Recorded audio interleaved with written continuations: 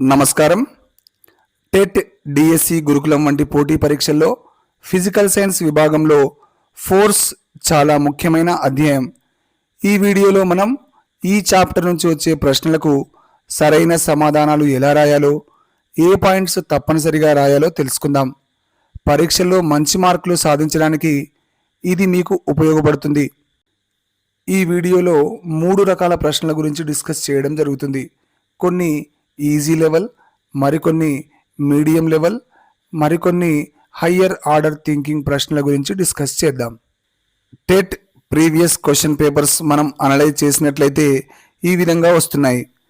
మొదటి ప్రశ్న, బలం యొక్క SI unit. What is the SI unit of force?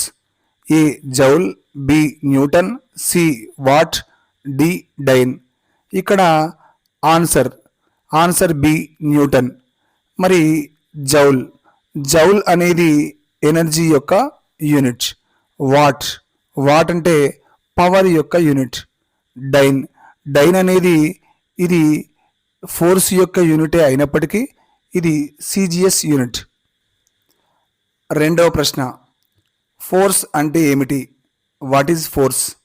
Option A push లేదా pull, B heat or light, C energy, D work. ఇక్కడ answer A push or pull, B heat light. ఇవి energy యొక్క రూపాలు, force కాదు. C energy. Force మరియు energy వేరు. D work. ఇది force into డిస్టెన్స్కి సంబంధించింది. మూడో ప్రశ్న, కాంటాక్ట్ ఫోర్స్ క్రింది వాటిలో ఏది? Which is a contact force? A gravitational force, B magnetic force, C friction, D electrical force. ఇక్కడ answer C friction. Friction only కాంటాక్ట్లో ఉన్నప్పుడు మాత్రమే పనిచేస్తుంది. గ్రావిటేషనల్, మ్యాగ్నెటిక్, ఎలక్ట్రికల్ ఇవి నాన్ కాంటాక్ట్ ఫోర్స్కు సంబంధించినవి. బలం వల్ల ఏది జరగదు. Which of the following is not caused by the force? A change in motion, B change in shape, C production of sound, D change in position. Answer C production of sound. అంటే force వల్ల motion, shape, position ఇవన్నీ మారుతాయి, కానీ sound అనేది force వల్ల direct మారదు. Motion, force వల్ల వస్తువులు అంటే బాడీస్ మోషన్లోకి వెళ్తాయి. బి షేప్, ఫోర్స్ వల్ల వస్తువు వంకర లేదా మార్పు చెందుతుంది. డి పొజిషన్ వల్ల ఫోర్స్ వల్ల పొజిషన్ మారుతుంది.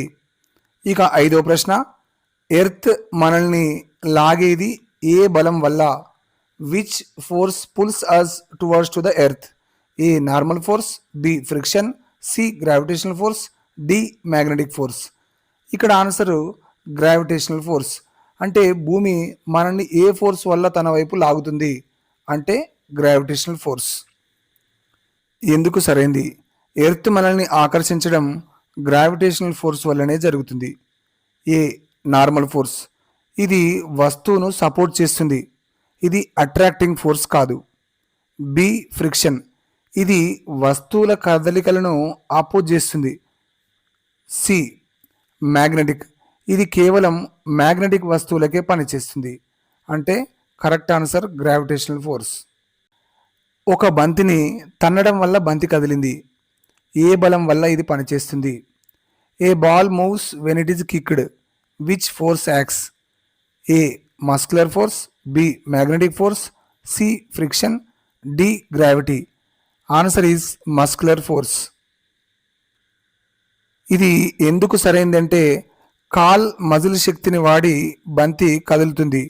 బి మ్యాగ్నెటిక్, ఇక్కడ మ్యాగ్నెటిక్ శక్తికి సంబంధం లేదు. డి ఫ్రిక్షన్, ఇది ఆపోజ్ చేస్తుంది కానీ బంతిని కదిలించదు. నెక్స్ట్ గ్రావిటీ అంటే కిందికి లాగుతుంది, అంటే ముందటికి ఫార్వర్డ్ చేయకుండా ఒక వస్తువును ఆకర్షణ వల్ల కిందికి లాగుతుంది. ఫోర్స్ అనేది దిశతో ఉన్న ఫిజికల్ క్వాంటిటీ. దీన్ని ఏమని పిలుస్తారు? A scalar, B vector, C derived unit, D dimensionless. Answer is B vector.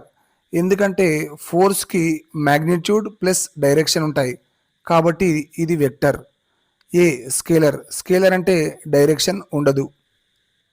B derived unit. ఇది కేటగిరీ కానీ క్వశ్చన్లో అడిగింది నేచర్. C dimensionless. ఫోర్స్కి యూనిట్స్ ఉంటాయి, డైమెన్షన్స్ లెస్ కాదు.